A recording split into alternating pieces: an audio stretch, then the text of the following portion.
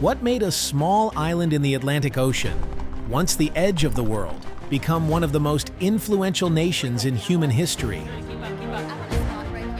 Britain is a land steeped in centuries of history, where each generation has left its mark, changing the face of the country and the world. Over the centuries, the country has been ruled by different peoples, each of whom has left their mark. The Celts, who came to the British Isles in the 8th century BC, created a unique culture and the first settlements. Then, in the 1st century AD, the Romans landed on the islands under the command of Julius Caesar and later Emperor Claudius. The Romans founded cities such as Londinium, modern-day London, and created an infrastructure that greatly influenced the development of the country. But after the fall of the Roman Empire, Britain was invaded by the Anglo-Saxons, who came from the continent in the 5th and 6th centuries. These people created the first Anglo-Saxon kingdoms and played an important role in the establishment of Christianity on the islands. The Middle Ages were a time of intrigue, war, and popular uprisings. The Tudor era brought prosperity and the opening of new horizons, making England a maritime power. The Victorian era marked industrial progress and the transformation of the empire into one of the largest in history. But Britain's journey is not just a story of conquests, great empires, and cultural revolutions. It is the path of a country where science and mysticism intertwine at every turn. And it has not been an easy journey. Invasions, conquests, civil wars, revolutions, and world conflicts have all left their mark. Today, the United Kingdom remains an important political, cultural, and economic center. The country is going through difficult processes, such as leaving the European Union, Brexit, but continues to preserve its traditions and influence on the world stage. But what lies behind the transformation of a small island into a world power? What forgotten secrets of the past have been the foundation of its greatness? What is not on the surface of this story? Britain's history begins long before the first states, cities, or written records. The times we call prehistoric span millions of years and include numerous climate changes, migrations, and technological breakthroughs. All of these have left their marks on the island's landscapes and culture.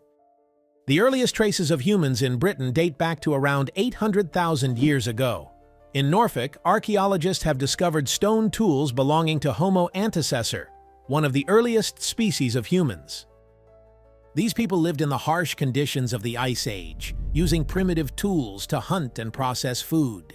However, life on the islands was erratic. Ice ages alternated with warm phases, and sea levels rose and fell. During cold periods, Britain was covered in ice, and its land was connected to Europe by a landmass known as Doggerland. Homo heidelbergensis appeared on the islands about 500,000 years ago. They hunted large animals such as mammoths and woolly rhinoceroses, used stone tools, and may have known the basics of language. Later, around 400,000 years ago, they were replaced by Neanderthals, whose footprints have been found in caves such as Swanscombe in Kent. Neanderthals were top-notch hunters who adapted to cold conditions. They built more sophisticated tools, knew how to make fire, and probably hunted collectively. However, about 40,000 years ago they were replaced by modern humans, Homo sapiens. With the emergence of Homo sapiens, a new phase in Britain's history began. These people had more developed brains, complex speech, and the ability to think abstractly. They made fine stone tools, hunted deer and other animals, and even made art. Examples of their work include carved figurines and cave paintings found in Europe. Although few such artifacts have been found in Britain, we know that these people already had the rudiments of culture and social organization. Climate change played a huge role in the lives of early humans. In the last 10,000 years, after the end of the last ice age, Britain began to take its modern shape. The retreat of the glaciers opened up vast areas for settlement. Gradually, sea levels rose and Britain became an island, separated from mainland Europe by the English Channel. The Neolithic, or New Stone Age, began about 6,000 years ago. It was a time of dramatic change. People began to settle down, farm, and build permanent settlements. The economy of that time was based on agriculture and animal husbandry. People grew wheat, barley, kept sheep and cows. They began to use primitive plows and stone sickles, which made harvesting easier. One of the most impressive achievements of this era were the megaliths, massive stone structures created for ritual and social purposes. Stonehenge, built around 3000 to 2000 BC, became the most famous monument of this time. Stonehenge is not just a stone circle. Its construction began around 3100 BC and continued in stages for over 1,000 years. There were ditches and mounds around the central circle, and the stones themselves weighed up to 40 tons. One of the main mysteries of Stonehenge remains its purpose. Scientists suggest that it could have been a temple associated with sun worship, an astronomical observatory, or a burial ground. The arrangement of the stones coincides with the movement of the celestial bodies, suggesting that they were used to determine the seasons.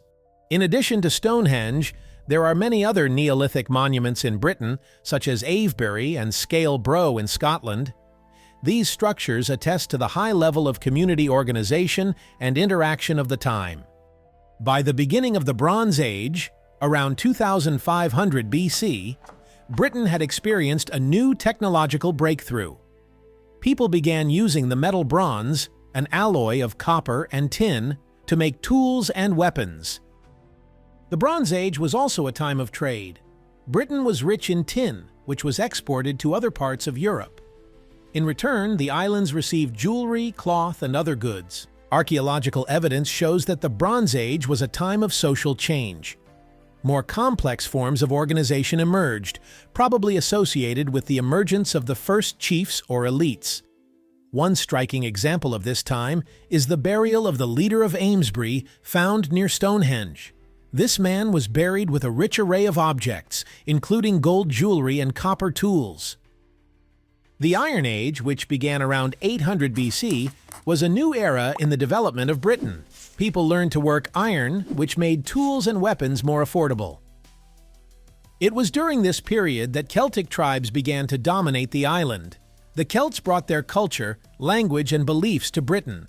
Their craftsmanship reached a high level. The Celts were renowned for their skillful jewelry and weapons, as well as their wood and stone carvings. The social structure of the Celts was based on clans headed by chiefs. They built fortified settlements known as hill forts, which served as centers of power and trade. Britain's prehistoric era came to an end in 43 AD when Roman legions landed on the island. But traces of this period remain in the architecture, culture, and landscapes. Stonehenge, Celtic fortifications, and ritual sites continue to tell us stories of the land's first inhabitants.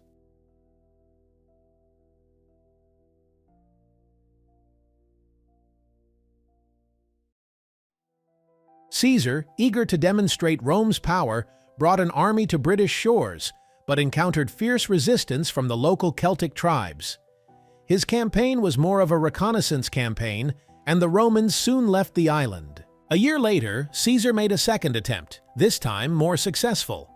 His army was able to advance further, and some tribes recognized Rome's supremacy. However, Britain remained formally independent, and Roman interest in the island waned for almost a century. The real conquest of Britain began in 43 AD when Emperor Claudius sent an army under the command of Aulus Plautius. The decision to conquer Britain was motivated by political and economic reasons. The island was rich in minerals such as tin, lead, and silver, and was strategically located. The Roman army landed on the southern coast, meeting resistance from local tribes. One of the most famous moments of the campaign was the Battle of Medway River. This strategically important victory opened the way for the Romans to advance further. Within a few years, most of the south and center of the island had been conquered. However, the northern regions and mountainous Scotland remained unconquered. Within a few years, most of the south and center of the island had been conquered. However, the northern regions and mountainous Scotland remained unconquered. Not all British tribes accepted Roman rule. One of the most dramatic episodes in Roman Britain was the revolt led by Boudica, queen of the Iceni tribe. After the death of her husband, the king of the Iceni, the Romans seized the tribe's lands and humiliated Boudica by subjecting her and her daughters to cruel treatment. This led to a massive uprising in 60 AD. Boudica amassed an army that, according to some sources, numbered as many as 100,000 men.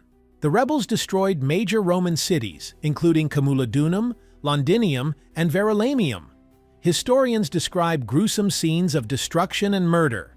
However, the Romans, under the command of the governor Gaius Suetonius Paulinus, managed to gather forces and defeat Boudica's army in a decisive battle. These events led to a strengthening of Roman control over Britain. New forts, fortifications, and roads were built, and the local tribes finally lost their independence. The Roman conquest brought a whole new way of life to Britain. The building of cities was one of the major achievements of the Roman administration. Londinium, founded in 43 AD, quickly became the main city of the province. Its convenient location on the River Thames made it an important trading center. Londinium included an amphitheater, baths, bridges, and fortress walls, many of which remained in use for centuries. Other major cities, such as Camulodunum, the first administrative center, Verulamium, St. Albans, and Eboracum, York, became centers of Roman culture. These cities included forums, basilicas, theaters, and temples. The Romans also built a complex network of roads that connected towns and forts. Roads such as Watling Street and Fosse Way allowed for the rapid movement of troops, goods, and information. These roads were built using advanced technology, including multi-layered foundations and drainage systems. To protect the borders of the province, the Romans built numerous forts. These forts served as a base for legions and auxiliary troops. This wall stretched 117 kilometers from coast to coast and included forts, watchtowers, and gates. It protected Roman Britain from raids by northern tribes and served as a symbol of Rome's power. Later, Antoninus's wall was built to the north. However, it was less successful and soon abandoned. Roman citizens who lived in cities enjoyed amenities such as public baths, aqueducts, and forums. They wore togas, ate fine food, including imported wine, olives, and dried fruit, and participated in festivals dedicated to the Roman gods. The local population, especially in rural areas, continued to live according to their ancestral traditions. Many retained Celtic customs and religion, although they gradually adopted Roman elements. Slavery was an integral part of Roman Britain. Slaves worked in homes, on farms, and in mines, extracting lead that was exported to other parts of the empire. The Romans brought with them a rich culture and religious traditions. Celtic gods mixed with Roman gods to create a unique pantheon. Temples dedicated to Jupiter, Minerva, and other gods were built in Britain. Of particular importance was Christianity, which began to spread in Britain in the 4th century. This process accelerated after the adoption of Christianity by Emperor Constantine the Great. Already at the end of the 4th century, Christianity became the dominant religion of the province. By the beginning of the 5th century, the Roman Empire was weakening. Under pressure from barbarians on the continent and internal crises, Emperor Honorius withdrew his legions from Britain in 410 AD. This decision left the province defenseless against invasions by the Saxons, Angles, and Jutes. After the Romans left, Britain was in a state of chaos. The Roman infrastructure, including roads, cities, and government, gradually fell into disrepair. This was a period of transition, when the island was transformed from a former province of a great empire into an arena for feuds and new invasions.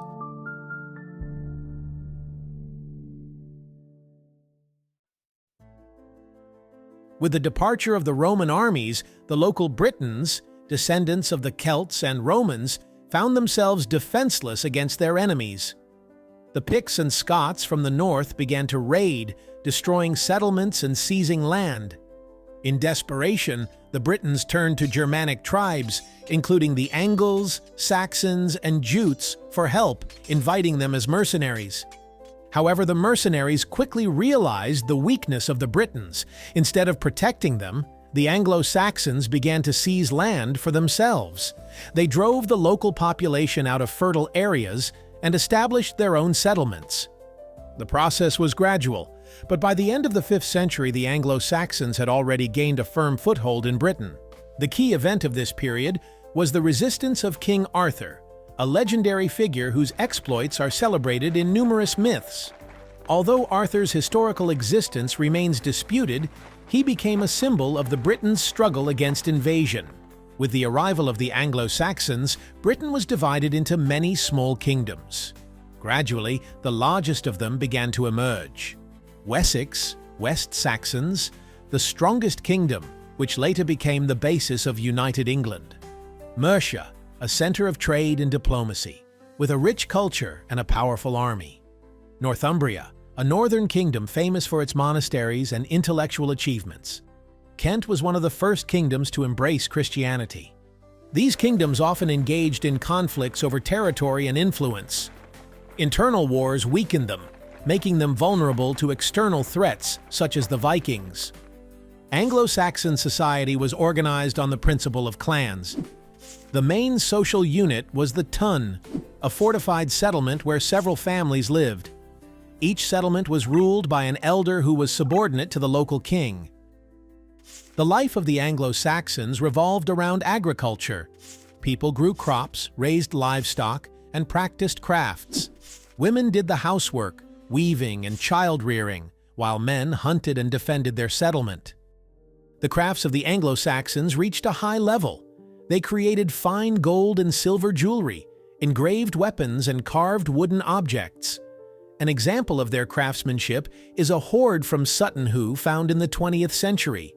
This hoard, including a gold helmet and jewelry, belonged to a noble warrior and testifies to the wealth and culture of the time. The Anglo-Saxons were originally pagans. They worshipped a pantheon of gods who personified natural forces and human qualities.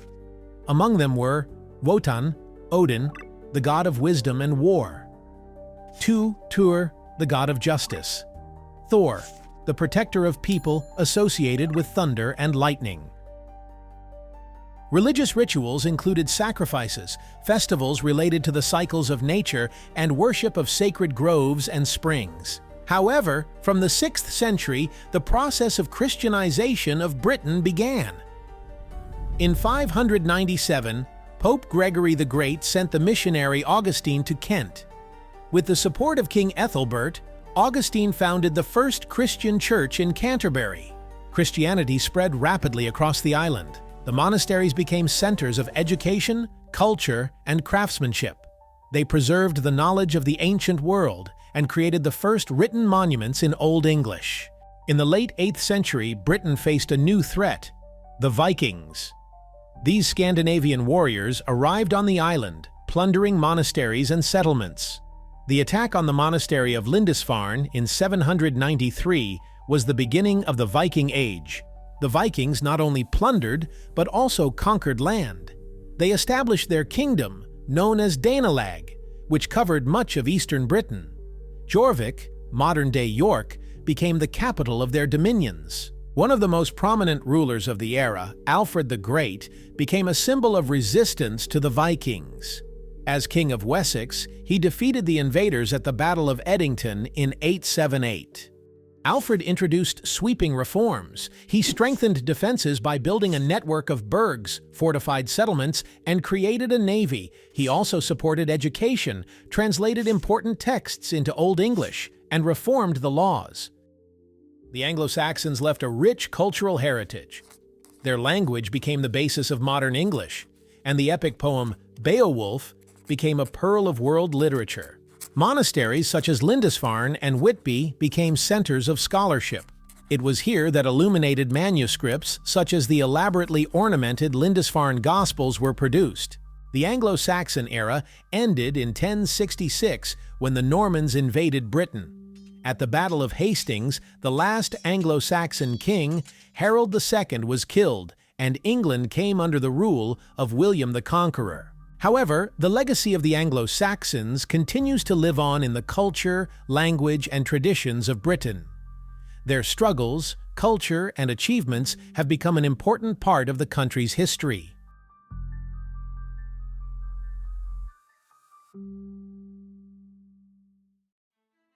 The Battle of Hastings, which took place on October 14, 1066, was one of the most significant events in British history. This battle not only ended the Anglo-Saxon era, but also paved the way for the establishment of Norman rule, which radically changed the political, social, and cultural structure of the country. The death of King Edward the Confessor of England in January 1066 triggered a succession crisis. Edward died without leaving any direct heirs, and several claimants asserted their rights to the throne. Harold Godwinson, an Anglo-Saxon chieftain proclaimed King of Anglo-Saxon Witenagemot. William, Duke of Normandy, who claimed that Edward had promised him the throne. Harold Hardrada, King of Norway, supported by Harold Godwinson's brother, Tostig. As a result, England faced two invasions at once, the Norwegian King Harold Hardrada and the Norman Duke William. Before the Battle of Hastings, the Anglo-Saxon King Harold was forced to face the Norse threat. On September 25, 1066, he defeated Harold Hardrada at the Battle of Stamford Bridge. It was a hard-fought battle in which the Anglo-Saxon army demonstrated outstanding resilience and tactical skill. However, the victory cost Harold dearly. His army was exhausted and weakened, and he had barely had time to return south when the Normans landed. William the Conqueror arrived in southern England in September 1066. His army consisted of about 7,000 well-trained soldiers, including infantry, cavalry, and archers. William chose a strategic location to fortify his position near Hastings, building a wooden castle to protect his camp. Harold Godwinson assembled his army from Anglo-Saxon troops, including the elite huscarls, the king's personal bodyguards, and the militia, the Fyrds. The Anglo-Saxon army numbered about 7,000 men, but they were less organized and poorly rested from previous battles. Harold is believed to have died during the battle. Legend has it that he was killed by an arrow in his eye. His death led to the collapse of the Anglo-Saxon army and the end of the battle. The victory at Hastings opened William's path to London. By Christmas 1066, he was crowned in Westminster Abbey as William I, King of England. The consequences of this battle were enormous. England, ruled by Anglo-Saxon kings for over 600 years, came under the control of the Normans. Most of the Anglo-Saxon nobility lost their holdings, which were transferred to the Norman barons. The Normans began building castles throughout the country to consolidate their power. French language and culture became dominant in England, which had a huge impact on the development of the English language. French language and culture became dominant in England, which had a huge impact on the development of the English language. The Battle of Hastings remains one of the most studied battles in history. Its significance goes beyond its military success. It symbolizes the beginning of a new era in British history. One of the most famous testimonies of this event is the Bayeux carpet, a unique embroidered tapestry about 70 meters long, which depicts in detail the course of the battle and the events leading up to it. Today, the site of the battle, known as Battle, is a historical monument. Tourists from all over the world come here to see the place where the fate of England was decided. However, victory in battle did not mean complete conquest of the country. William had to put down numerous rebellions. The most stubborn resistance was in the north of England. In response, William carried out a brutal campaign known as the Desolation of the North, which destroyed entire villages and starved thousands of people to death. Immediately after the conquest, William carried out a massive redistribution of land. Virtually all lands belonging to the Anglo-Saxon nobility were confiscated and given to Norman barons and knights loyal to the king. The feudal system introduced by William became the basis of England's social and economic structure for several centuries.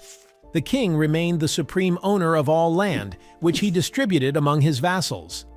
In turn, the vassals provided the king with military service and paid taxes. In order to control the holdings and economic condition of the country, the Book of Dreadful Court was created in 1086. This document was the first comprehensive land ownership register in Europe, including information on owners, plot sizes, yields, and taxes. Castles became one of the most visible symbols of Norman rule.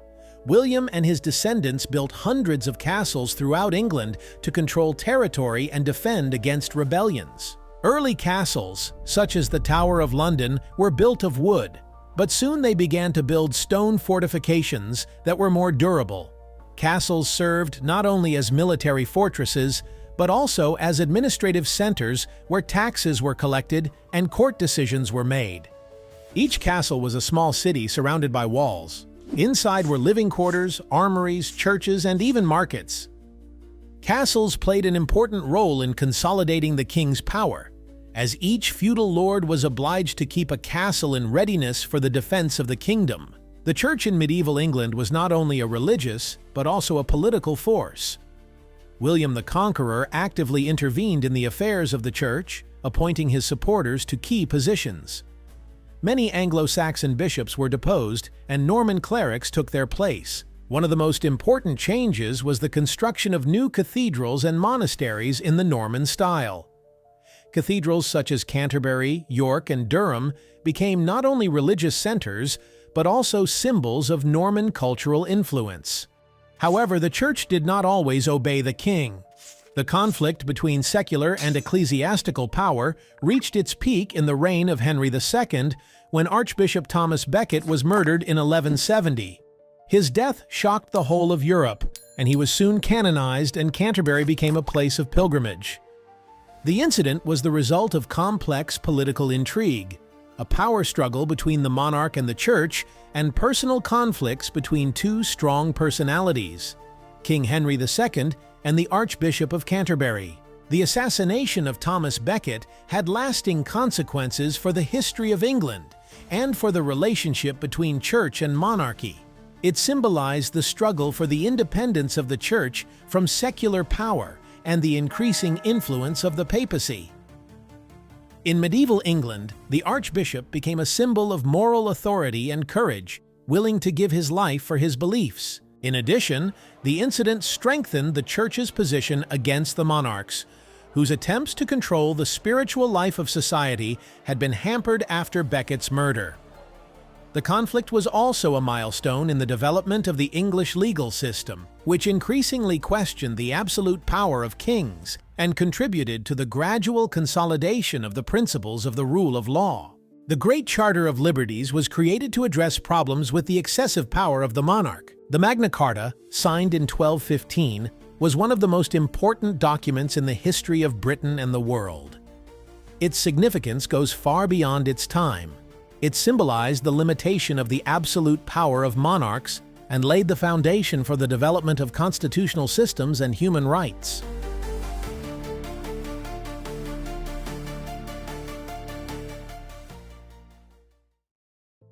From the late 11th to the 13th century, Britain participated in the Crusades, which were a series of military campaigns organized under the banner of the Christian faith to liberate the Holy Land from Muslim control.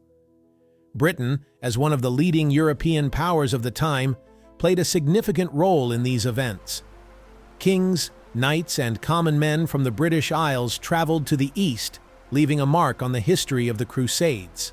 The Crusades began in 1095 when Pope Urban II called upon Christian Europe to liberate Jerusalem, which was under Muslim rule. For England, as for other European countries, there were several reasons for participating in the Crusades. Campaigners believed they were serving God, and participation in the campaign guaranteed absolution. English monarchs sought to strengthen their position in international politics. The campaigns provided opportunities for trade, land grabbing, and enrichment.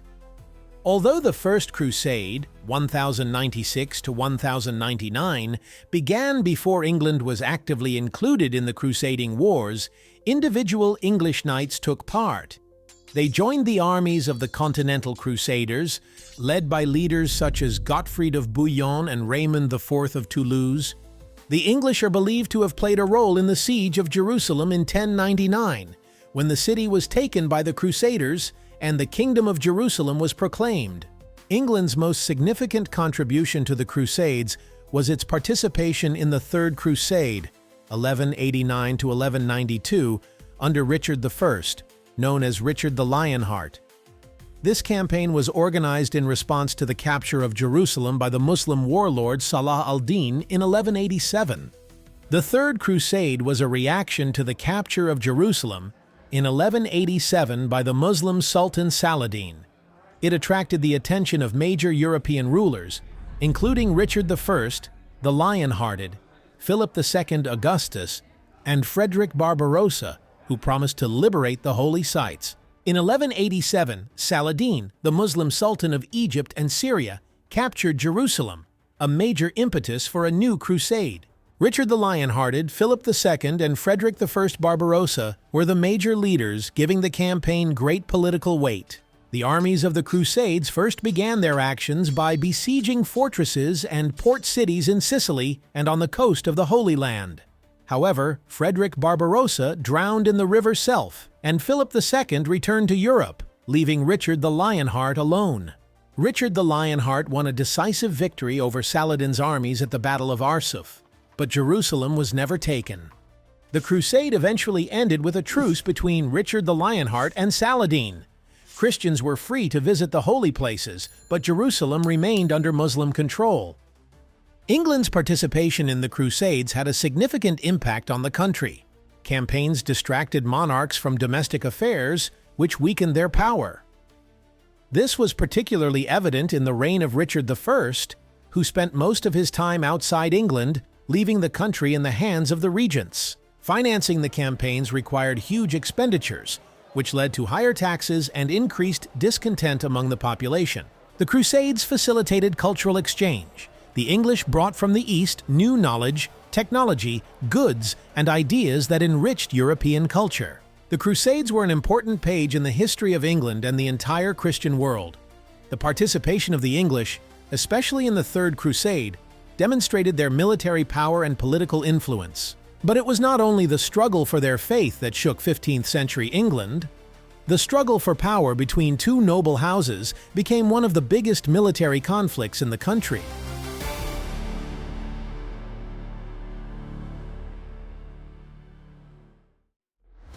The War of the Scarlet and White Rose, 1455 to 1487, was one of the bloodiest and most destructive civil wars in English history. The conflict between two noble houses, the Lancasters and Yorks, sharpened the struggle for the English throne, which lasted almost 30 years and changed the face of the Anglo-Saxon political system. The war not only affected dynastic ambitions, but also left a deep mark on the culture, economy, and politics of England. The roots of the war go back a long way, to the dynastic struggle for control of the English throne.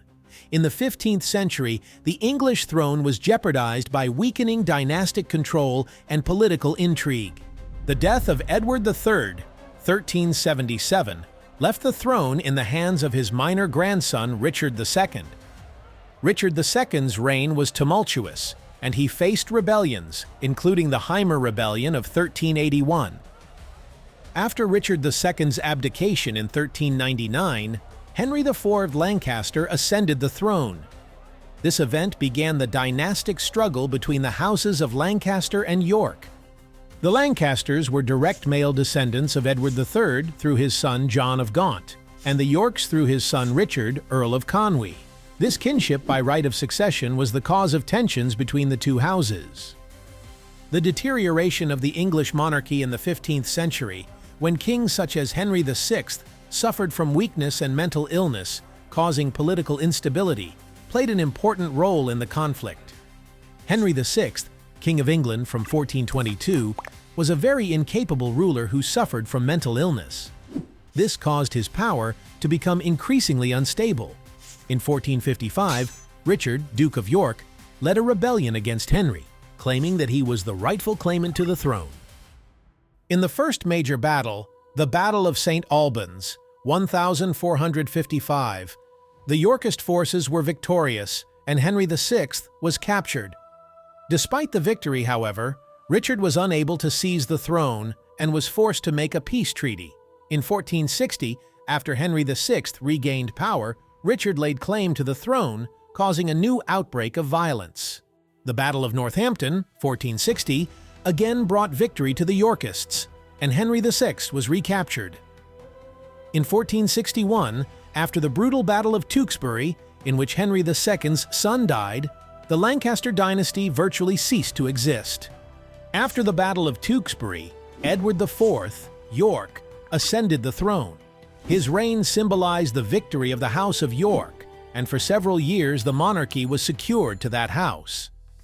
The Battle of Barnet, 1471, consolidated Edward IV's power when he defeated the last challenger from the House of Lancaster, Richard Neville, Earl of Warwick, known as the Architect of Kings. This victory finally cemented the Yorkists on the throne. After the Lancaster defeat, Henry VI was assassinated in the Tower in 1471, which was effectively the end of the Lancaster dynasty. After the death of Edward IV in 1483, the struggle for the throne resumed. Power passed to his infant son, Edward V, but the actual ruler was Richard III, his uncle, who seized the throne in a rebellion.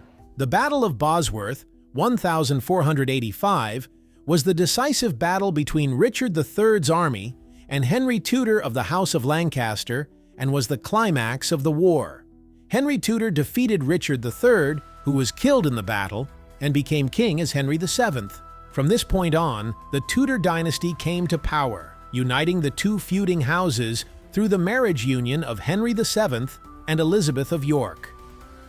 This unification was symbolized by a new coat of arms, the Tudor Rose, consisting of a white and a red rose, which represented the houses of York and Lancaster. The War of the Scarlet and White Rose not only determined the future of the English monarchy, but also changed the political landscape of England. The end of feudal fragmentation had come. The war weakened the feudal barons who had previously played an important role in politics. The new Tudor dynasty centralized power and created a more stable monarchy, which led to a stronger state in the future. The war caused a huge loss of life, disorganizing and devastating many regions of the country. Fear of a repeat of bloody conflicts led subsequent generations of monarchs to seek stability and peace. The merger of the houses of York and Lancaster through dynastic marriage gave rise to a new union, the House of Tudor, which stabilized the political situation in the country. The War of the Scarlet and White Rose symbolized a profound change in the political life of England. The struggle for the throne between the two great houses, the Yorks and the Lancasters, left an indelible mark on history, not only determining who would rule, but also shaping the foundations for future reforms. It was also a lesson to the English about the cost of dynastic wars and the importance of stable power. The Middle Ages were the time when the basic institutions of British society were formed. The feudal system, the strengthening of the monarchy, the influence of the church, and the gradual development of legal norms all created the foundation on which the modern state was built. This period was a time of great upheaval, but also of great achievement. Medieval England left behind a rich legacy that continues to influence British culture, politics, and society.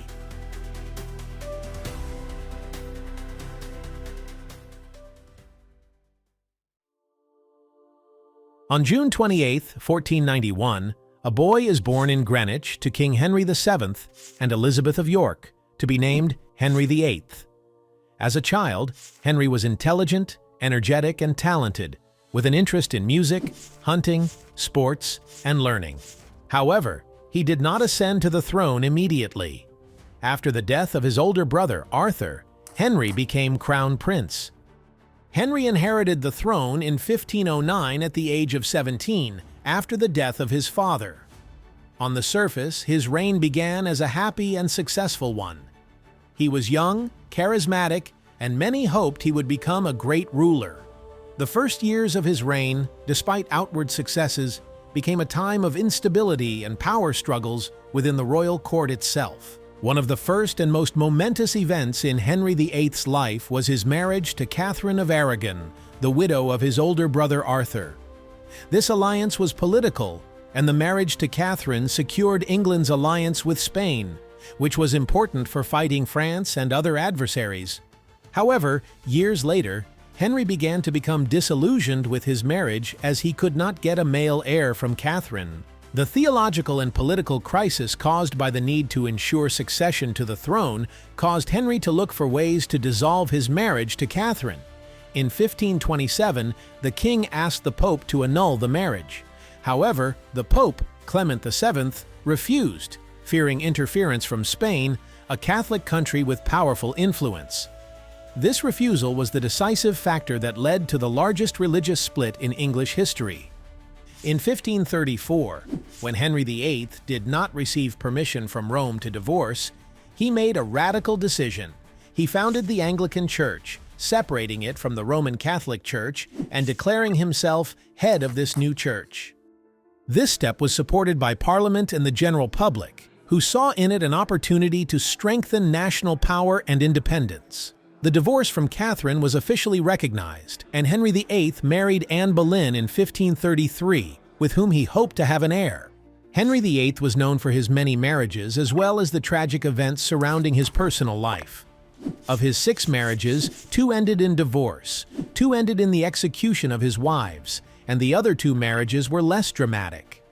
After divorcing Catherine, Henry VIII married Anne Boleyn, hoping she would give him an heir. However, Anne gave birth to a daughter, Elizabeth, rather than the desired son. Coupled with political intrigue at court, where opposition to Anne grew, she was accused of treason, witchcraft, and incest. In 1536, Anne was executed. Jane Seymour gave birth to Henry's long-awaited heir, Edward VI, but died shortly after the birth. Henry considered her his true queen and was deeply affected by her death. Next was his marriage to Anne of Cleves, which was arranged for political reasons, but Henry was disappointed in his wife and quickly divorced her. In 1540, Henry falls in love with Catherine Howard. Young and ambitious, she was executed 2 years into her reign for treason. Henry VIII's last marriage was to Catherine Parr. Catherine outlived the king and played an important role in the upbringing of his children. Henry VIII was not only a man of passionate personal ambition, but also a strong ruler who significantly changed the political and religious landscape of England.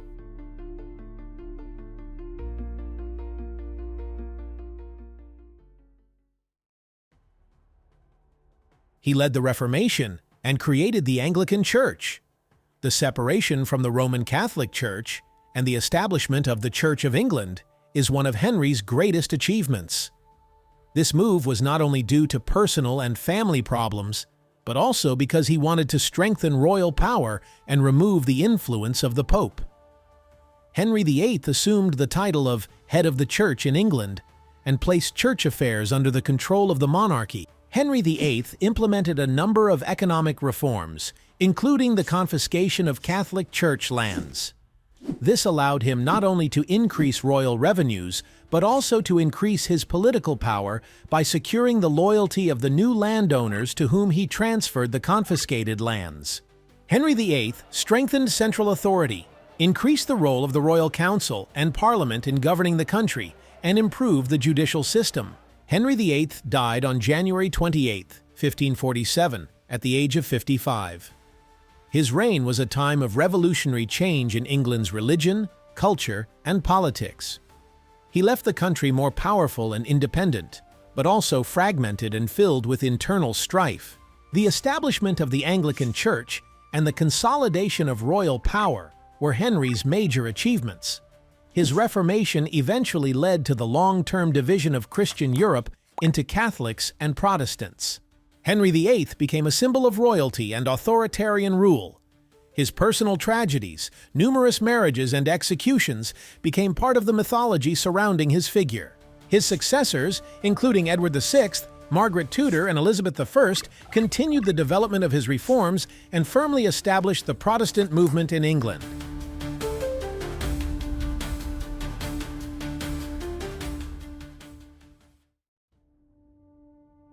After the short and dramatic reign of Henry VIII's children, Edward VI and Mary I, Elizabeth I came to the throne and ruled from 1558 to 1603. Her reign was an era of prosperity and cultural flourishing, often referred to as England's Golden Age. Elizabeth I managed to stabilize the religious situation in the country by approving the Act of Uniformity, which made Anglicanism the official religion. She also strengthened England's international position by repelling the threat from Spain. The victory over the Spanish Armada in 1588 symbolized the power of the English Navy. In the cultural sphere, Elizabeth's reign was marked by the flowering of English literature and theater. Such figures as William Shakespeare, Christopher Marlowe, and Edmund Spenser made invaluable contributions to world culture. Elizabeth I remains one of the most prominent and iconic figures in the history of the British monarchy. Her reign was marked by stability, growing international influence, cultural flourishing, and a dramatic expansion of horizons for the country. Elizabeth has gone down in history as the greatest monarch of the Tudor era and the personification of England's golden age. One of the most striking episodes in the reign of Elizabeth I was her struggle with powerful Catholic Spain. The rivalry between the two powers was inevitable, given Spain's Catholic religious policy and England's Protestant orientation, as well as England's growing influence on the world stage. The most dramatic event was the Armada of 1588, an attempt by Philip II of Spain to invade England to restore Catholic rule in the country. A fleet of 130 ships and 30,000 soldiers was sent to overthrow Elizabeth and establish Catholic rule in England. However, the Spanish fleet was defeated, due in part to the more maneuverable and faster English ships, as well as bad weather. The victory at the Battle of Plymouth in 1588 was a decisive moment that cemented Elizabeth's status as a great leader and national hero. This victory secured England's dominance of the North Atlantic and strengthened its position as a maritime power, as well as expanding its trade and colonial interests. After the Armada, England began to actively expand its colonies, including the first attempts to explore the Americas, which later led to the creation of the Anglo-Saxon Empire. Elizabeth I inherited the conflict between the Catholic and Protestant churches that caused religious wars and persecution in Europe. Although her father, Henry VIII, had separated England from the Church of Rome, the country's reformation was far from complete. Her sister Mary I tried to bring England back to Catholicism, but after her death, Elizabeth made a decision that dramatically changed the religious landscape of the country. In 1559, the Elizabethan Act of Religious Tolerance was passed, which established the official Anglican Church as the state religion. This act attempted to reconcile Catholics and Protestants and bring harmony to the country. In reality, however, Protestant and Catholic groups continued to fight for power, and her reign was accompanied by frequent religious conflicts. Elizabeth was able to maintain stability in the country by resolving religious issues with intelligence and political flexibility. The reign of Elizabeth I was a time when the English economy, especially maritime trade and industry, flourished. England began to actively develop its colonial territories, especially in North America. The opening of new trade routes and the strengthening of ties with other countries provided a strong economic impetus for growth. Throughout her reign, culture and the arts were revitalized and became an important part of English identity. The Elizabethan era has gone down in history as the Golden Age, thanks to such outstanding figures as William Shakespeare, Christopher Marlowe, and Edmund Spenser. It was during this period that a number of great works were written that are still considered the pinnacle of world literature. The Queen's patronage of the arts contributed to the development of theater, music, and art. Elizabeth I skillfully used her power to strengthen the monarchy and create a stable government. She maintained a strong central authority and followed a policy of caution, ensuring a balance between the various political groups in the country. One of her main achievements was the establishment of a strong administration and an effective justice system, which greatly strengthened the position of the crown. In addition, Elizabeth knew how to find a balance in her dealings with Parliament and know when to give in. Her political skill was that she often used Parliament as a vehicle for her ideas, but at the same time she was able to limit its influence while keeping power in her own hands. Her reign was also a time of strengthening the English aristocracy, which played an important role in supporting her power. Elizabeth I was a unique personality, whose influence extended far beyond her era. Her image as Virgin Queen embodied the unity of the nation and symbolized England's independence. Her long and successful reign, with its stability and power, was the foundation for the future successes of her dynasty and the whole of Britain. She remained true to her status as queen without a husband, which significantly raised her image in the eyes of the people. At the same time, she played a skillful diplomatic game, forging crucial political alliances and maintaining dynamic relations with other European monarchs. Elizabeth I left no descendants, causing the crown to pass to her cousin, James VI of Scotland, who became James I of England, beginning the Stuart dynasty. However, her legacy in culture, politics, and religion survived her death and continues to influence British history. After the death of Elizabeth I, the throne passed to her cousin James VI of Scotland, who became James I of England, the founder of the Stuart dynasty. This event united England and Scotland under one crown, although political unification came much later.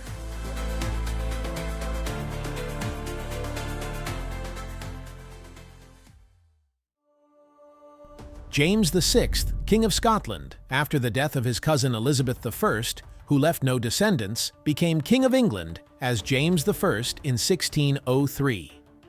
This marks the beginning of the Stuart dynasty in England, the first time in history that the two kingdoms of England and Scotland were united under one rule.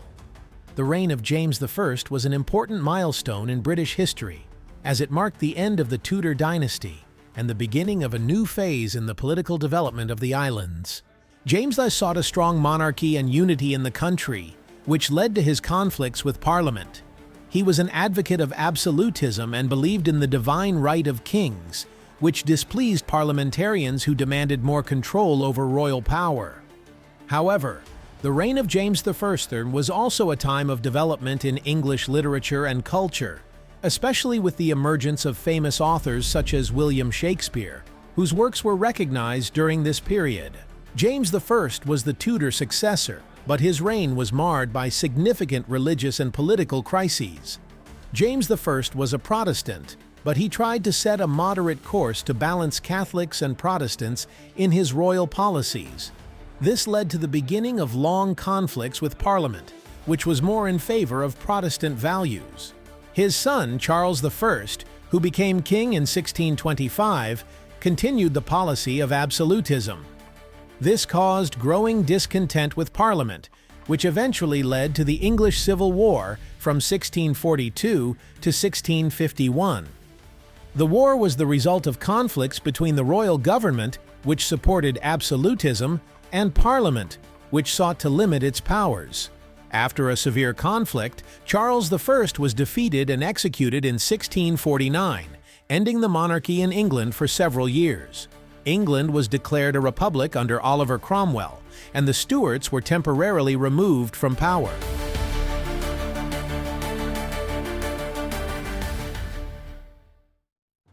Oliver Cromwell, 1599 to 1658, is one of the most controversial and significant figures in English history.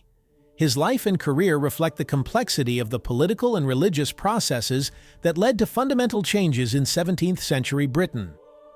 Cromwell was a central figure in the Civil War, the fall of the monarchy, and the establishment of the Republic in England, and a key figure in the period known as the Cromwellian Republic or the British Republic. After the execution of Charles I and the abolition of the monarchy, a republic was proclaimed in England. Oliver Cromwell became the de facto head of this new polity, initially as Lord Protector of England, Scotland, and Ireland. In 1653, after the dissolution of Parliament, Cromwell became sole ruler of the country, taking the title of Lord Protector and establishing a government in which his influence was absolute. During this period, Cromwell introduced reforms to strengthen the Puritan order and attempted to change the social and political structure of the country. He actively intervened in religious life, limiting the influence of the Anglican Church and Catholicism, upholding Puritan values, and seeking to create a kingdom of God on earth, where strict biblical laws would rule. His reign saw the beginning of a wave of religious persecution and cultural restrictions. Cromwell was not only an outstanding military leader, but also a brave political reformer. He significantly changed England's foreign policy by expanding its territorial interests. For example, in Ireland, where he waged a brutal military campaign in 1649, his army suppressed Irish rebellions, which left a bloody mark on the country's history. Many Irish people still view Cromwell's actions as a brutal suppression of national and religious rights. However, in the field of international affairs, Cromwell made significant advances. He rebuilt the English navy, increasing its power and influence on the world stage. In foreign policy, Cromwell sought to strengthen England's position in Europe, intervening in the 30 Years' War on the side of the Protestant states, and strengthening relations with the Netherlands, France, and other Protestant powers. After Oliver Cromwell's death in 1658, his son Richard Cromwell became Lord Protector but was unable to hold power. The weakness of his rule and internal contradictions in the republican system led to the restoration of the monarchy in 1660, when Charles II, son of the executed Charles I, returned to England as king.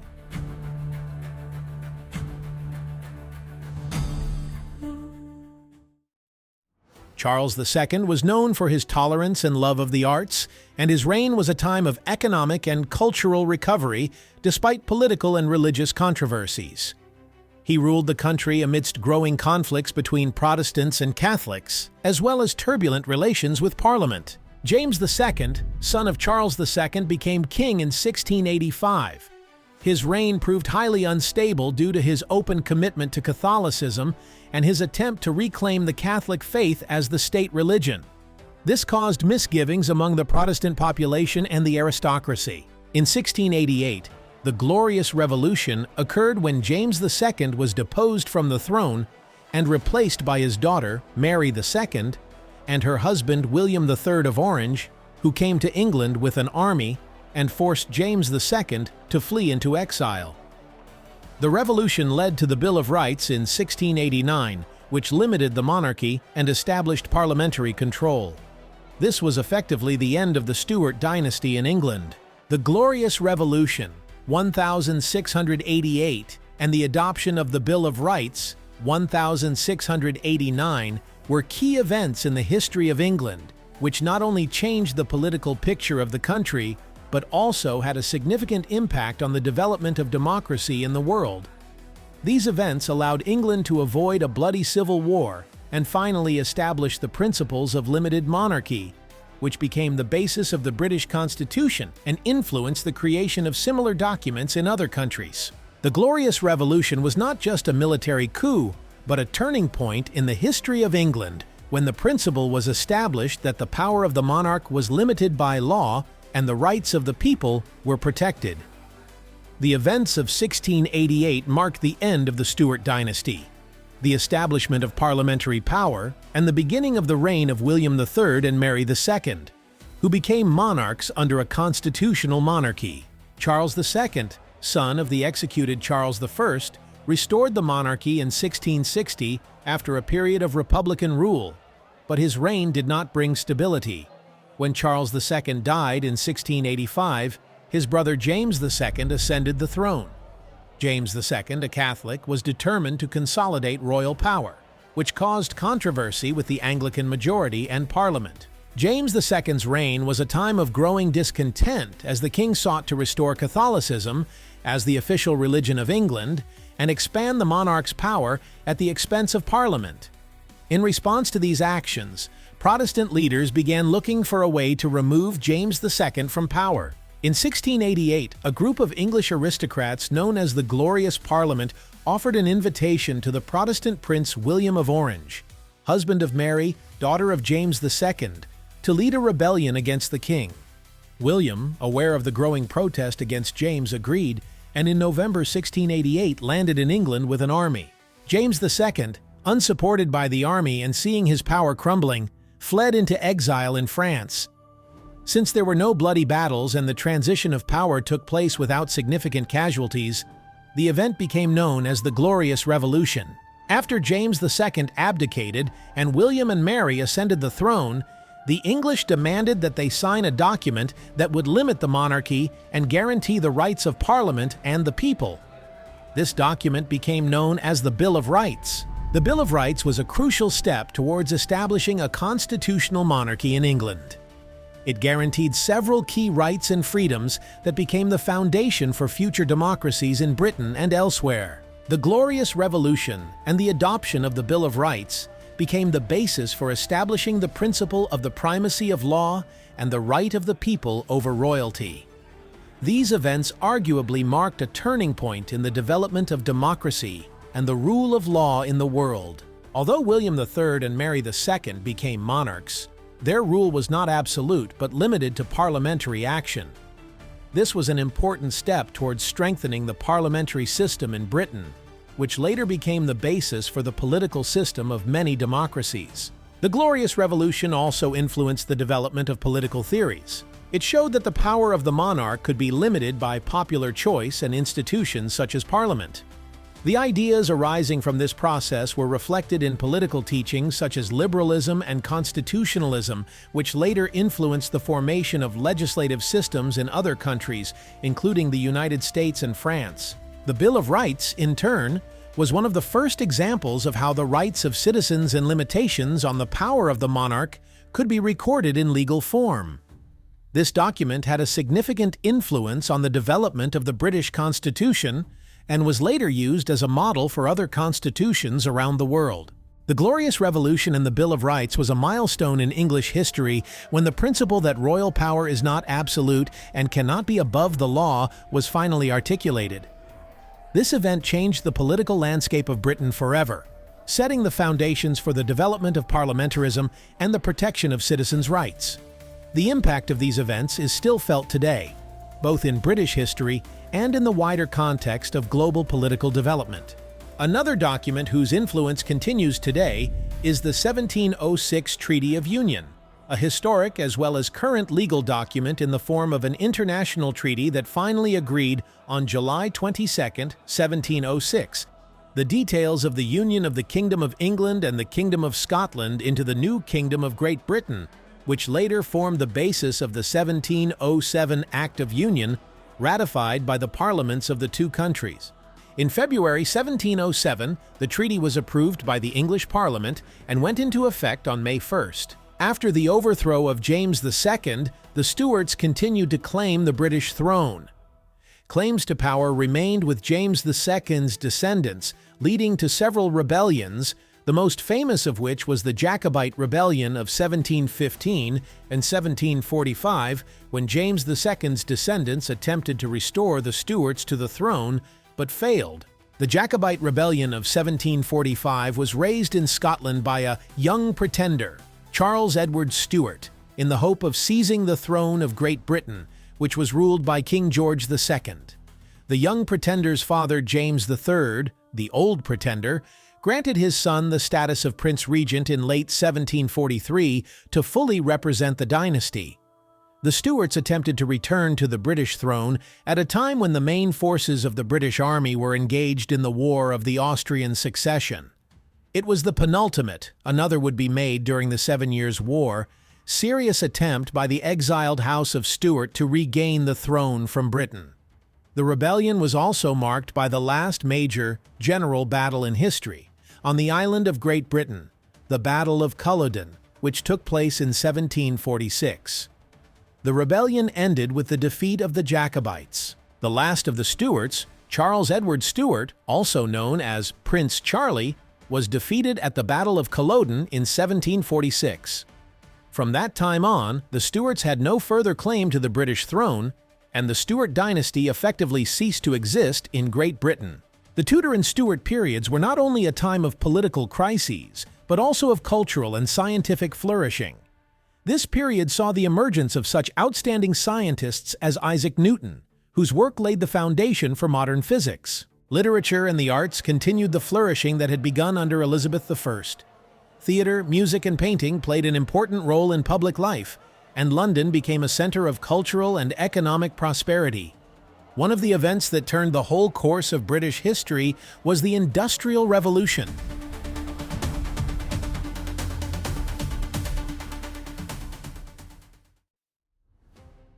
One of the most important technologies that became the basis of the Industrial Revolution was the steam engine, perfected by Scottish engineer James Watt in 1769.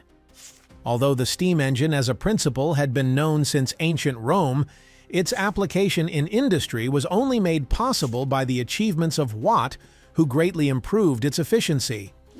This discovery opened a new era for industrial production. Based on these innovations, new types of production equipment such as weaving machines, spinning machines, and printing presses were developed. These devices increased productivity in textiles, machinery, and other industries, which in turn contributed to increased production, improved the quality of goods, and lowered production costs. The Industrial Revolution is also associated with the emergence and development of factories, large manufacturing plants where processes became mechanized. This was a radically new approach compared to the previous one based on manual labor and small workshops. The first textile mills appeared in Britain in the late 18th century. Workers who had previously been weaving by hand in homes or small workshops were now gathered in factories, where they worked under strict supervision and discipline. With the help of new technologies such as power looms, inline looms, and spinning machines, it became possible to produce fabrics much faster and in large quantities. One of the most prominent symbols of industrialization was Manchester, which, due to its strategic location, developed railway network and availability of labor, became the center of the textile industry in Great Britain. Manchester was nicknamed Manchester Lancaster and was the first city to feel the full impact of the factory revolution. The dramatic growth of cities such as Manchester, Liverpool, and Birmingham was one of the most important aspects of the Industrial Revolution. This period also saw the beginning of active urbanization in England, that is, the rapid growth of cities caused by people moving from the countryside to find work in factories. As the number of factories increased, new problems of population density, poor working conditions, pollution, and inadequate sanitation also emerged. Workers mostly labored in harsh conditions, often alone or in small workshops, and lived in crowded and unsanitary conditions. Often women and children also worked in the factories, which was part of the brutal labor practices of the time. One of the most important resources for running factories and machinery in Britain was coal. Unlike other countries where energy was extracted from natural sources such as rivers or windmills, Britain had vast reserves of coal, which became the main source of energy for steam engines, factories, and mills. Coal was so important that it became the backbone of the British economy in the 18th and 19th centuries. Coal mines were concentrated in areas such as Yorkshire, Shropshire, South Wales, and Lancashire. The energy base allowed for the development of production and the expansion of the territorial boundaries of industrialization. Miners who worked in dangerous and harsh conditions played a crucial role in supplying the country with coal. The process of coal mining was extremely labor-intensive and dangerous. Special mining techniques were used, hand tools, then the first steam pumps to pump out water and provide working conditions. Nevertheless, working in the mines was risky, and many miners were victims of cave-ins or methane explosions. Women and children also worked in coal mines, often subjected to brutal working conditions. As coal mining expanded, so did the influence of mining companies, which became powerful economic players. As the number of coal mines in Britain increased, so did the number of environmental, health, and safety concerns. The Industrial Revolution in Britain not only changed the methods of production, but also had a huge impact on social life. The process of urbanization led to the creation of new working classes with certain economic and social problems. The emergence of factories, mines, and other large production facilities contributed to economic growth, but it also reinforced class differences. The working class, who were engaged in manual labor in factories, faced poverty, poor living conditions, and low wages. In response to these conditions, movements to protect workers' rights, such as syndicates and labor unions, began to emerge and began to demand better working conditions and higher wages. An equally important result of the Industrial Revolution was the development of infrastructure. New railroads, canals, and bridges appeared, which improved communication between cities and regions. This facilitated not only the development of domestic trade, but also Britain's access to new international markets. The Industrial Revolution in Britain was a watershed moment in history. New technologies, the development of factories and coal mines changed the face of the country, making it a world leader in industry. Industrialization led to economic growth, urbanization, but also brought about problems related to social inequality and working conditions. Nevertheless, this period provided the foundation for a modern industrial society that influenced the entire world. For several centuries, Great Britain also expanded its territorial possessions around the world, establishing colonies that became the basis of its economic and political power.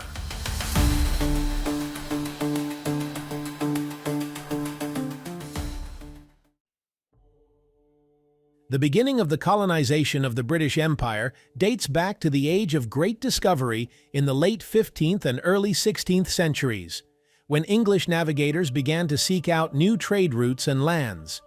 However, unlike many European countries such as Spain and Portugal, Britain focused on establishing trading posts and colonies in different parts of the world, which later allowed it to develop a powerful imperial network. India became one of the major and most lucrative targets of British colonial expansion.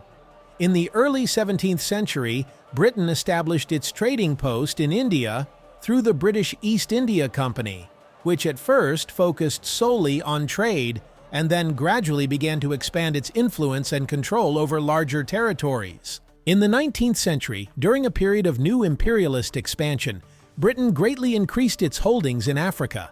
This time is known as the Run for Africa, when European powers, including Britain, began to compete vigorously for new lands, resources, and markets. Britain acquired many African colonies, including territories such as the Union of South Africa, Nigeria, Egypt, and Kenya.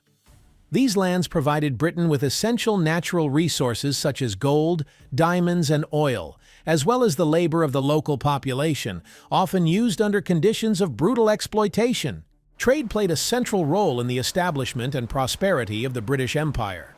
Britain created one of the most developed trading systems, which included a huge network of colonies that allowed it to control a significant part of the world market. The most important goods that Britain supplied to the world market were textiles, tea, sugar, tobacco, cocoa, and wheat. The slave trade, while morally unacceptable, also brought enormous profits. Britain monopolized the most important sea routes, using its powerful navy to transport goods, protect its colonies, and suppress competitors. London became the world's financial center, and ports such as Liverpool, Bristol, and Glasgow became key trading hubs. Trade with her colonies brought huge profits. However, trade alone did not explain the power of the British Empire. The factor that gave it financial stability and global influence was the innovative financial systems and banking network that allowed Britain to control not only physical goods, but also money in world markets. One of the cornerstones of the British Empire's greatness was its mighty navy, which made it possible not only to defend the colonies, but also to secure trade routes and suppress piracy and maritime competition. The British Royal Navy became the world's strongest navy in the 18th and 19th centuries, providing supremacy on all oceans. The British Navy played a key role in the Battle of Trafalgar, 1805, where the fleet under Horatio Nelson won a decisive victory over Napoleon's France. This victory secured Britain's supremacy at sea and cemented its status as the world's maritime power. In addition, British ships played an important role in maintaining imperial expansion by providing links between the colonies and the metropolis. The power of the Navy allowed Britain to maintain its global trade monopoly and prevent invasion by rival powers such as France and Spain. The society and culture of the British Empire in the 19th century, especially during the Victorian era, reflected the enormous impact the empire had on the world.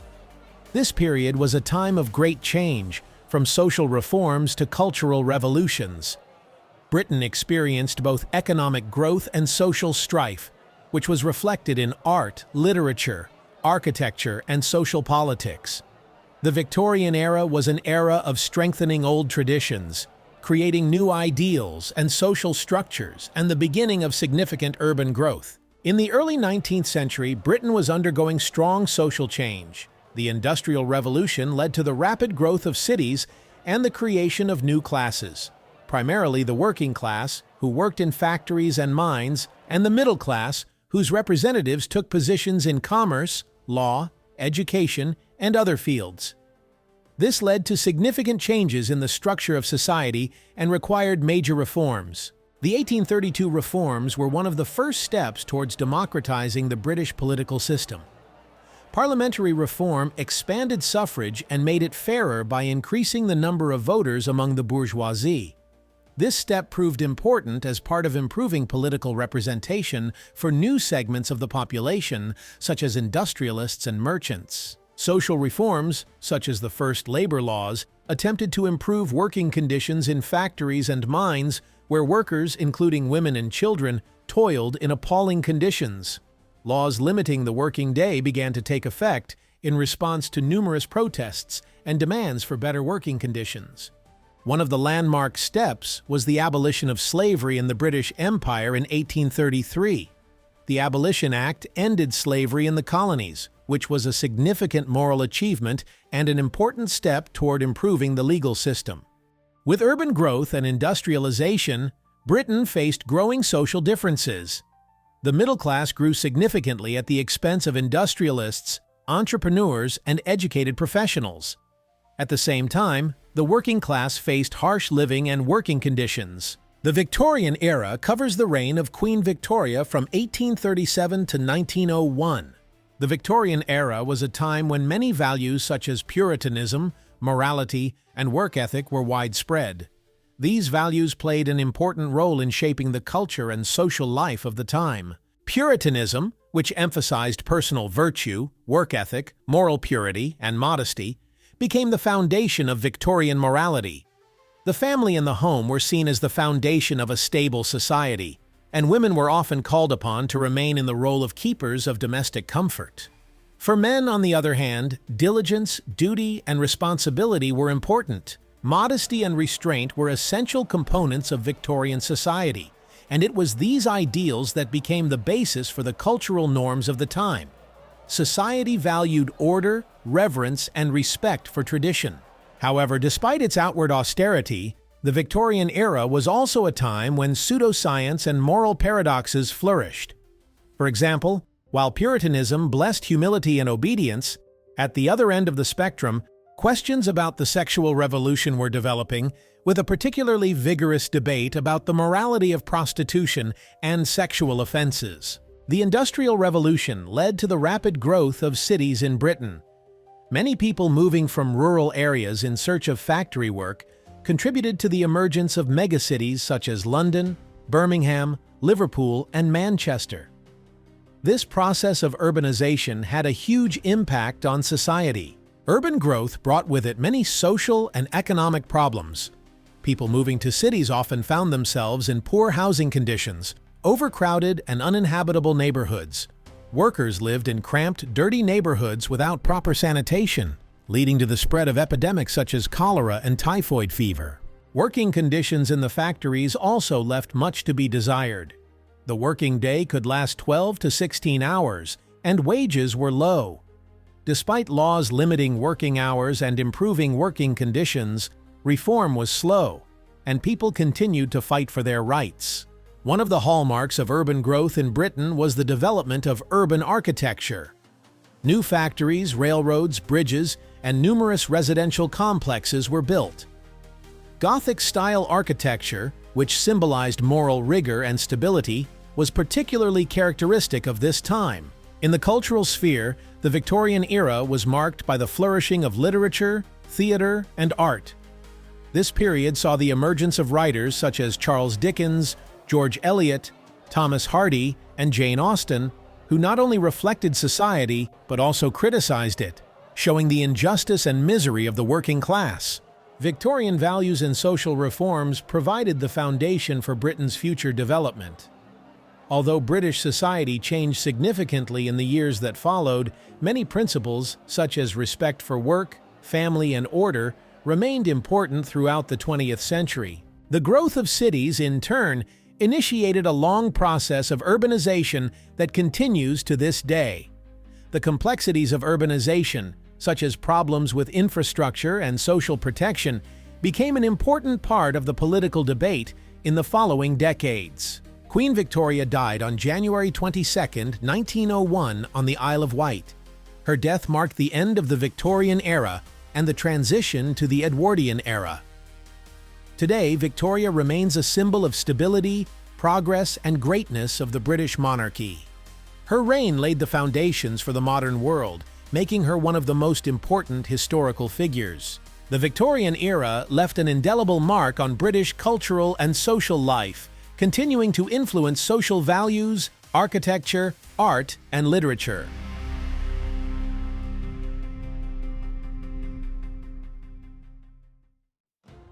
The 20th century was an era of major upheaval and change for Britain. The country faced devastating world wars, the loss of its status as a global empire, and significant social transformation. These events shaped modern Britain, influencing its political system, society, and place in the world. World War I, 1914 to 1918, began as a conflict between the great powers of Europe but soon became a global tragedy. Britain entered the war on August 4, 1914, after Germany invaded Belgium, which Britain had pledged to defend under the Treaty of 1839. In addition, the war was seen as a way to protect national interests and prevent German hegemony in Europe. The war also affected the British colonies, with thousands of soldiers from India, Australia, Canada, and Africa participating in the conflict. For example, the Indian Army played an important role in the battles in Mesopotamia and the Middle East, while Canadian troops made their mark at the Battle of Vimy Ridge. The First World War, 1914 to 1918, was one of the most tragic and significant conflicts in world history. For Great Britain, the conflict was not only a test of its military power, but also a significant stage in history that affected the political, economic, and social life of the country. At the beginning of the 20th century, Europe was divided into two major blocs: the Triple Alliance, Germany, Austria-Hungary, Italy, and the Entente, France, Great Britain, Russia. Although Great Britain was not directly bound to commit to the war, its participation in the conflict was conditioned by several key factors. In 1904, Britain signed the Anglo-French Agreement, which provided for mutual support in the event of aggression. When Germany declared war on France on August 3, 1914, Britain in turn pledged to fulfill its part of the obligation. In 1839, Britain signed the Treaty of London, which guaranteed Belgium's neutrality. When Germany invaded Belgium in August 1914, violating this treaty, Britain was forced to enter the war. This invasion of Belgium was one of the occasions after which Britain declared war on Germany on August 4, 1914. Germany, which sought political and economic hegemony in Europe, threatened British interests, especially in maritime trade and colonies. At this time, Britain saw the preservation of its navy and trade routes as vital to maintaining the world economy and its status as a global power. The growing threat from Germany was another important factor for Britain to enter the war and resist the expansion of German influence. When Britain entered the war in 1914, German forces had already begun their advance on France through Belgium. The British First Army, known as the British Expeditionary Force, BEF, was deployed to Belgium to support France and stop the German advance. In the early months of the war, British troops clashed with the German army on the Western Front, and both sides quickly became immersed in trench warfare. From the beginning of the fall of 1914, soldiers found themselves in a brutal situation. The trenches were becoming a symbol of war in which high casualties and mud became an everyday reality. One of the most tragic and famous episodes of Britain's involvement in the war was the Battle of the Somme, which began on July 1, 1916. This battle was one of the largest and bloodiest in British history. For months, British troops had been trying to break through German defensive lines. The first 24 hours of the battle became the most brutal for the British Army. On the first day of fighting, about 20,000 soldiers were killed, and the number of wounded amounted to another 40,000. The Battle of the Somme is not only a tragedy with a huge number of casualties, but also an important moment when Britain began to realize the horrors of war. It had a huge impact on the morale of the British, many of whom were shocked by the scale of the loss of life. Another important moment on the Western Front was the Battle of Ypres, 1917, where German troops used chemical weapons, the first mass use of gas in history. Germany used poisonous substances, such as chlorine, against British and Canadian troops, which caused a wave of shock and moral repercussions. Britain, on the other hand, began to use its own chemical weapons, as well as introducing new methods of fighting, such as tanks, which later became an important part of the war. The war affected not only Britain, but also its colonies. Thousands of soldiers and workers from India, Australia, New Zealand, Canada, and South Africa took part in the war effort, both on the Western Front and in other theaters of war. Of particular importance was the campaign in Mesopotamia and Central Asia, where troops from India participated. The vast majority of soldiers from India, Australia, and Canada fought on the fronts of Europe. Canadians, for example, became famous at the Battle of Vimy Ridge, where their troops were able to force their way through German defense lines. Britain also played a role in the conflict on the Eastern Front, supporting Russia in its fight against the Central Powers. Britain supplied arms and resources to Russia and also fought in Turkey and the Middle East, for example in campaigns against the Ottoman Empire. The First World War left Britain with a colossal human cost. More than 700,000 Britons died and millions were injured. Families were destroyed and whole generations endured the horror of war, which affected the moral and psychological state of the nation. Often, brutal recruitment methods were used, which meant the mass mobilization of young men. The expected quick end to the conflict, supposedly hindered by heroism and patriotism, did not materialize. Millions returned home with severe wounds and trauma, both physical and mental. Britain's economy was also hit hard by the war. The war took a significant financial toll. The British government went into huge debts, including to the United States. This financial burden contributed to long-term inflation and economic hardship. In addition, the Great War was a catalyst for social change. Many workers were given new opportunities in the workplace, and this played a role in the development of the labor movement and socialist ideas in the country. Women who worked in factories and mills and had active social lives began to demand greater participation in politics. The First World War significantly changed the political landscape of Great Britain. First of all, the war accelerated the processes of democratization. In 1918, the Voting Rights Extension Act was passed, which allowed women over 30 and men over 21 to participate in elections. Loss of human resources, moral decay, and economic instability led to political changes that stimulated the development of social reforms in the 1920s. British casualties in the war were enormous. Over 700,000 people were killed and around 1.6 million were injured. It was a colossal trauma to society, affecting almost every family in the country. Cultural and artistic works of the time, such as the poems of Wilfred Owen and Siegfried Sassoon, convey an atmosphere of loss and grief. The economic consequences of the war were also significant. The country accumulated huge debts, especially to the U.S., and experienced inflation and industrial decline. The stability of the pound sterling was undermined and unemployment rose. This increased tensions in society and led to a number of social protests, including labor strikes. Politically, the war accelerated the reform process. Women who were employed in factories and other sectors previously dominated by men began to demand equal rights. Limited suffrage for women was introduced in 1918, an important step toward their full political participation. The period from 1921 to 1939 was a time of significant political, economic, and social change for Britain. Britain emerged from the war with huge casualties and serious economic problems. Debts incurred to finance the war caused a financial crisis, and the decline of industry led to increased unemployment. In 1921, Ireland actually gained independence. The Anglo-Irish Treaty was signed, which established the Irish Free State, which remained a dominion of the British Empire.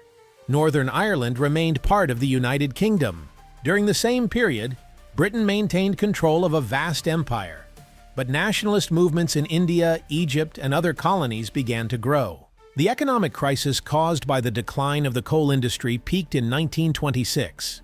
The general strike, which lasted 9 days, involved millions of workers and became one of the largest social conflicts in British history. The 1920s saw a major shift in culture. Jazz, the automobile industry, and the advent of radio began to change the way British people lived. Women gained more rights, including the right to vote for women over 21. In 1928, the world economic crisis of 1929 hit Britain hard. Unemployment rates were as high as 20%, especially in industrialized regions such as the north of England and Wales. The state introduced austerity measures, which caused discontent in society. With Hitler's rise to power in Germany, 1933, and the rise of fascism in Italy and Spain, Britain faced a new threat. Prime Minister Neville Chamberlain's policy of appeasement was aimed at preventing another war. However, concessions such as the Munich Agreement of 1938 only delayed the conflict. Internal social problems continued to grow. Poverty, unemployment, and inequality became the subject of intense political struggle. The emergence of the Labour Party as a serious force changed the political landscape of the country. In the late 1930s, tensions in Europe reached a critical point. After Germany invaded Czechoslovakia and Poland, Great Britain declared war on Germany on September 3, 1939, starting World War II. World War II began in 1939 when Germany attacked Poland, forcing Britain and France to declare war. Britain suffered heavy casualties in the early stages of the war, especially after Germany had captured most of Europe by mid-1940. After the evacuation of British troops from Dunkirk, Britain was left virtually alone against Nazi Germany. One of the most important moments of the war was the Battle of Britain, 1940.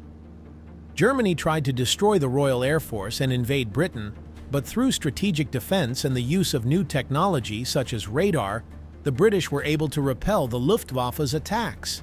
This victory not only prevented the invasion, but also boosted the nation's spirit. Prime Minister Winston Churchill, who came to power in 1940, became a symbol of determination and courage.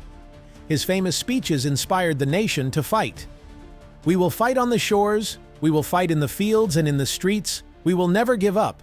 Although Churchill's career in the interwar period was filled with both successes and failures, his true leadership was not revealed until 1940, when World War II broke out. Britain played a key role in World War II, entering the conflict on September 3, 1939, after Germany attacked Poland.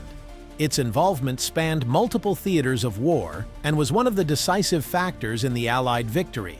Britain and France declared war on Germany on September 3, 1939, but initially limited themselves to minimal action. This period is referred to as the Strange War, because there was no active fighting on the Western Front.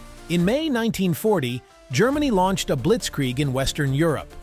France was quickly defeated, and British troops surrounded at Dunkirk were evacuated in Operation Dynamo. This saved some 338,000 troops, but left Britain alone with Germany.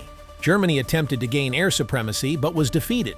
After the defeat in the Battle of Britain, Germany began a campaign of aerial bombardment of British cities, the Blitz. London and other cities were raided regularly, but this did not break the spirit of the British. At sea, the battle for the Atlantic unfolded, with German submarines attempting to cut off supplies from the United States and Canada. The British Navy played a key role in countering these threats. The Japanese attack on Pearl Harbor in December 1941 brought the U.S. into the war, and the German attack on the USSR, 1941, opened the Eastern Front. The UK became part of a broad coalition of allies. Britain conducted successful operations in North Africa against Italian and German forces under the command of General Rommel. The victory at the Battle of El Alamein, 1942, was a turning point, strengthening the Allied position in the region. In 1943, the Allies launched a campaign in Italy, landing in Sicily and advancing northward. The UK actively participated in these operations but faced fierce resistance. Great Britain became the base of preparation for Operation Overlord, the invasion of German-occupied France. The operation began on June 6, 1944. British troops played an important role in the landing and subsequent battles. The British and American air forces conducted massive bombing raids on German cities, including Dresden and Hamburg. This had devastating effects on German infrastructure and morale. British troops participated in the liberation of France, Belgium, the Netherlands, and other countries. Germany capitulated on May 8, 1945, which marked the end of the war in Europe. Although Britain's main focus was on Europe, it was also involved in the war with Japan. Important moments were the defense of India, the Burma Campaign, and the liberation of British colonies in Asia. Under the leadership of Prime Minister Winston Churchill, Great Britain has become a symbol of resilience and resistance to aggression. Churchill's speech on June 4, 1940, when he urged the nation to keep fighting no matter what, was one of the highlights of his premiership. From the outset, Churchill had built a policy of determined resistance in spite of pressure, especially after the French surrender in June 1940.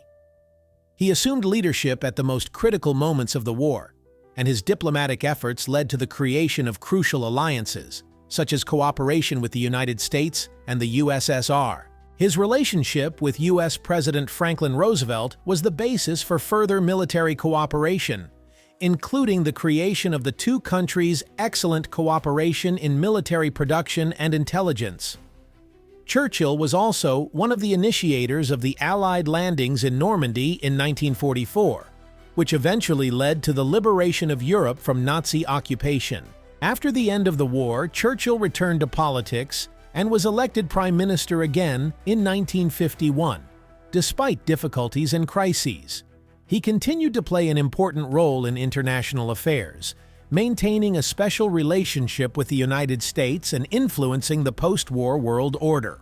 Churchill also became a vocal advocate of the Cold War, openly denouncing the Soviet Union and warning of the dangers of communism in the famous Fulton speech of 1946, where he used the term Iron Curtain to describe the division of Europe. Churchill was a man of deep convictions, known for his resilience, determination, and vitality. Despite all the difficulties, he remained a symbol of willpower and commitment to principle, making him one of the most distinguished leaders in British and world history. Although Britain was one of the victorious countries in World War II, the economic and political consequences of the conflict accelerated the process of the empire's disintegration. After the war, Britain was forced to grant independence to India, 1947, ushering in a wave of decolonization. Over the next decades, former colonies around the world became independent states. After the end of the war in 1945, Britain was faced with a destroyed infrastructure, debt load, and lack of resources. The country embarked on massive reconstruction programs. The government nationalized key sectors of the economy, such as coal, railroads, and energy, to speed up recovery. From 1948, Britain began receiving aid under the Marshall Plan, provided by the United States, which helped modernize industry and stabilize the economy. One of the most significant achievements of the post-war period was the creation of the welfare state. Based on the William Beveridge Report, a series of reforms were adopted to address poverty and inequality. The main elements of this system included National Health Service, established in 1948, which provided free health care for all citizens, payment of pensions and unemployment benefits, and also commanded reforms in education, including the introduction of compulsory secondary education for all children.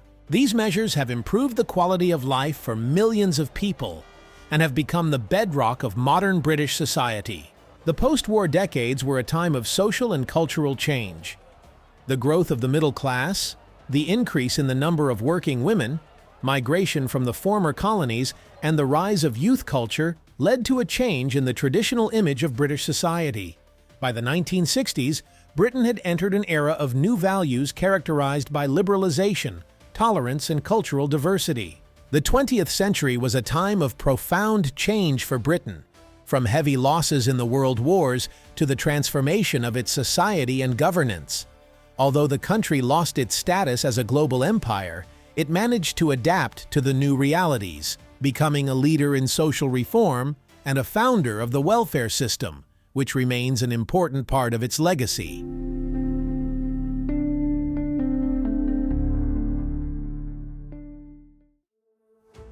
The British monarchy occupies a unique place in world history, representing a combination of tradition and adaptation to modern realities. Queen Elizabeth II, who ruled from 1952 until her death in 2022, has become a symbol of stability and continuity, and the royal family continues to capture the attention of millions of people around the world. Elizabeth II was born on April 21, 1926 in London. She became queen at the age of 25 after the death of her father, King George VI, in 1952. Her reign lasted 70 years, making her the longest reigning monarch in British history. Elizabeth came to the throne in the post-war era, as the country was recovering from devastation. She became a symbol of new hope for Britons and strengthened the role of the monarchy in a changed world. During her reign, Britain lost its status as a colonial superpower, but Elizabeth actively promoted the preservation of the Commonwealth, which unites more than 50 countries. The royal family has faced a number of challenges, including the divorces of Princes Charles and Andrew, the tragic death of Princess Diana in 1997, and recent disagreements with Prince Harry and Meghan Markle. Despite this, the Queen has managed to maintain her reputation as a monarchy. Elizabeth successfully adapted the monarchy to modernity by opening her palaces to tourists, taking part in TV broadcasts, and strengthening her connection with the nation through annual Christmas addresses. The British royal family plays an important role in the life of the country, not only representing the monarchy, but also performing numerous charitable, public, and diplomatic duties. Elizabeth II's husband, Prince Philip, has been her pillar throughout their 73 years of marriage. He has been active in public life, especially in environmentalism and supporting young people. For example, the Duke of Edinburgh's awards program. The UK is proud of its healthcare system, which is based on the principles of universal coverage and access to care. The UK National Health Service was founded in 1948 and has since provided free tax-funded healthcare to all UK citizens. The NHS, as a crucial part of the British social system, has periodically faced challenges related to funding, population growth, and aging infrastructure. However, the system remains a source of pride for many Britons, and its protection has become an important political issue. The UK has a system of state education, which is free of charge for children from 5 to 18 years of age. The main stages of education include elementary school, secondary school, and further education in high schools, as well as universities. England, Scotland, Wales, and Northern Ireland have different education systems, but all are based on the principles of equality of access. In recent decades, the UK has faced issues of educational reform, including problems with school funding, teaching quality, and access to higher education. However, despite this, British universities remain among the most prestigious in the world, and the UK continues to attract students from around the world. Britain has traditionally been considered a world cultural center. Many significant cultural movements, such as British modernism and postmodernism, originated in this country. In music, literature, film, and art, Britain not only preserves traditions, but also constantly creates new forms and genres. But in 2016, after a referendum, the UK decided to leave the European Union, an unexpected turn for both the country's domestic politics and the global economy. Brexit is a term that has come to symbolize the biggest political and economic changes that have taken place in the UK in the 21st century. It is an amalgamation of two words, Britain and exit, and it refers to the process of Britain's withdrawal from the European Union. The UK's journey to this decision has been long and complex, and the consequences are profound and far-reaching. To understand what led to the decision for Britain to leave the European Union, it is necessary to consider the main factors that have influenced British politics and society over the decades. The British have always shown a certain skepticism towards the European Union. Despite its participation in the creation of the European Economic Community in 1957, the UK has not always agreed with the political and economic integration processes that took place within the EU. In 1973, the UK joined the European Economic Community, the forerunner of the EU, but with a number of reservations. Particularly acute were the issues related to national sovereignty and rights that the UK lost as a result of participation in the EU. One of the most important factors that pushed the country to leave the EU was the issue of migration. The free movement of people within the EU led to an increase in the number of migrants, especially from Eastern European countries, which raised fears among a section of the British population about job losses, social pressures, and cultural changes. For many Britons, this was a cause for concern, especially among the working classes, who felt that high-skilled and low-skilled migrant workers were creating competition in the labor market. Since Britain left the EU, its relationship with Europe has changed. Britain now has no access to the EU internal market and does not participate in the decision-making process of European institutions such as the European Commission and the European Parliament. Brexit continues to be an important factor that will shape UK politics and the economy for decades to come. Trade, migration, security, and international relations remain at the center of political debate.